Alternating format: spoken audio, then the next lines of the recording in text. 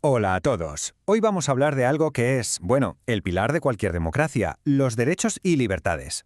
Pero, ¿cómo los define y protege exactamente la Constitución española? En este repaso vamos a desgranarlo todo, partiendo de la base de todo, que es la dignidad de la persona. Para tenerlo todo bien claro, esta es la hoja de ruta que vamos a seguir. Primero, vamos a explorar cuáles son esos derechos fundamentales. Después, veremos qué mecanismos hay para protegerlos. También, en qué situaciones súper extremas se podrían suspender.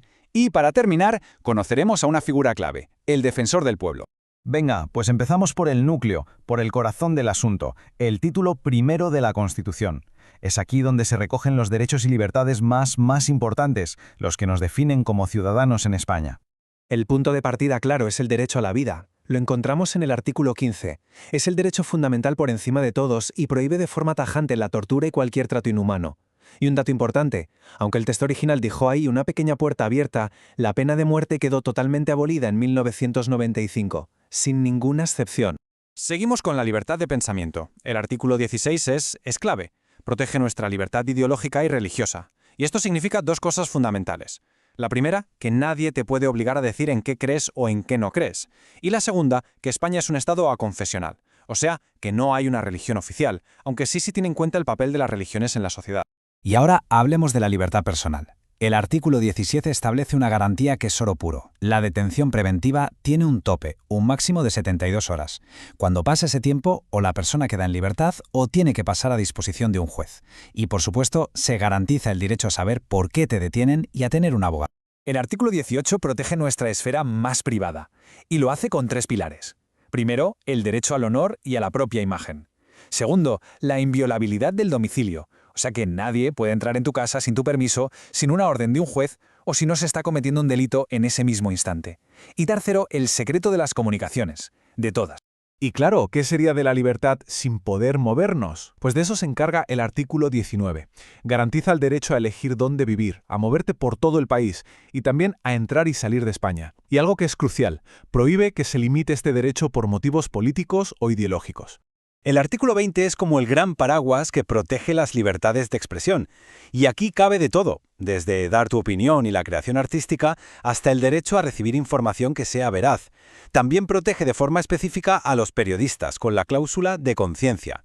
Eso sí, esta libertad tiene un límite muy claro, el respeto a los derechos de los demás. Pasamos al artículo 21, que reconoce el derecho de reunión pacífica y sin armas.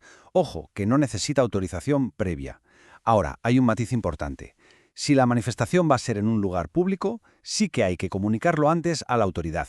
Y esta solo puede prohibirla si hay un peligro real, con fundamento, de que se altere el orden público.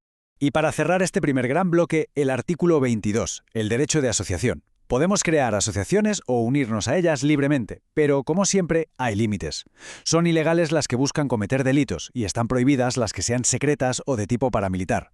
Una garantía clave es que para disolver una asociación siempre hace falta la orden de un juez. Vale, ya hemos visto un montón de derechos, pero la pregunta es, ¿cómo nos aseguramos de que no se queden en simple papel mojado? Pues aquí es donde entran en juego los sistemas de protección y garantías. La Constitución es lista y crea un sistema de protección que va como por niveles. En lo más alto, en el top, están los derechos superprotegidos, que son muchos de los que acabamos de ver. Para regularlos hace falta una ley orgánica, que no es cualquier ley. Necesita una mayoría parlamentaria muy amplia, y eso le da mucha estabilidad. Además, se pueden defender directamente ante el Tribunal Constitucional con el recurso de amparo. Luego, un escalón por debajo, hay otros derechos protegidos por una reserva de ley, que significa que solo el Parlamento puede regularlos. Y finalmente hay un nivel básico, que son principios que deben inspirar las leyes, pero que no puedes exigir directamente en un tribunal. Pero a ver, ¿se pueden llegar a suspender estos derechos? La respuesta es que sí, pero solo. Y digo solo en situaciones muy extraordinarias. Vamos a ver cuándo y cómo. Pues mirad, la Constitución distingue entre dos tipos de suspensión. Por un lado, la general, que se aplica a toda la población cuando hay una crisis nacional muy grave, hablamos de los estados de alarma, excepción o sitio, y por otro lado está la individual, que es mucho más restrictiva y solo se puede aplicar a personas concretas en investigaciones sobre terrorismo y siempre con control de los jueces y del Parlamento. Empecemos por uno que, por desgracia, nos suena bastante últimamente, el estado de alarma. Lo declara el gobierno cuando hay catástrofes, crisis sanitarias, cosas así. La duración inicial es de 15 días y si se quiere alargar se necesita sí o sí la aprobación del Congreso de los Diputados. Si la cosa se pone más seria, subimos un escalón, el estado de excepción. Este se activa cuando el funcionamiento de las instituciones o los propios derechos y libertades se ven alterados de forma grave. Aquí la clave es que el gobierno necesita el permiso del Congreso antes de declararlo. Dura 30 días y solo se puede prorrogar una vez. Y ya en el nivel más grave de todos, tenemos el estado de sitio. Esto se reserva para amenazas tremendas contra la soberanía o la integridad de España, como por ejemplo una insurrección. Para declararlo, no basta con que el gobierno lo proponga, sino que tiene que ser aprobado por mayoría absoluta del Congreso, que ya son palabras mayores. Vale, ¿y qué derechos se pueden suspender exactamente? Pues mirad, durante un estado de excepción, la lista afecta a libertades como la inviolabilidad del domicilio, el secreto de las comunicaciones o el derecho de reunión. Si la cosa escala a un estado de sitio, a todas esas suspensiones se le puede sumar también la de algunas garantías jurídicas que tienen los detenidos. Y para terminar, vamos a hablar de una figura fundamental, un guardián para la defensa de todos estos derechos, el defensor del pueblo.